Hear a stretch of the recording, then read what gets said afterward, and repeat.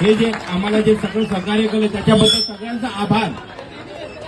आणि आता सगळ्यांना हे माहित आहे की मुंबई उच्च न्यायालयाने जी आपल्यावर बंदी टाकली आहे त्या अनुषंगाने आपल्याला पुढे जाता येत नाहीये, कारण की आपल्याला प्रशासन पण सांभाळून हे करायचं आहे।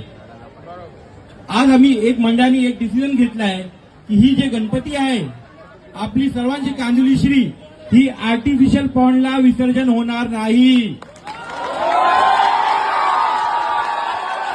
आणि एक तुम्हाला सांगतोय हे लक्षात ठेवा, जेव्हा आपण सगळं मिळून जेव्हा ही बंदी उठेल ही मूर्ती तसेच गाजत वाजत आपण परत निघणार आणि हे मूर्ती मंडपात परत आम्ही नेतोय। आणि आमच्या मंडळीने डिसिजन घेतलंय की आम्ही मूर्तीचं विसर्जन करणार नाही, कारण की आम्ही सांगितलं होता की आम्हाला तलाव उपलब्ध करून द्या आणि हे लोकांनी आम्हाला तलाव उपलब्ध करून दिला नाही, म्हणून आपण गणपती विसर्जन करणार नाही। सगळ्यांना एक परत सांगतोय गणपती बाप्पा मोरया।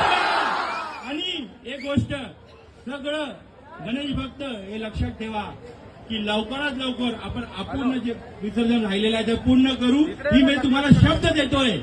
आणि आपण लवकरात लवकर इंटरव्ह्यू करून कोर्टात आपण आपली बाजू मांडू। गणपती बाप्पा मोरया। पुढच्या वर्षी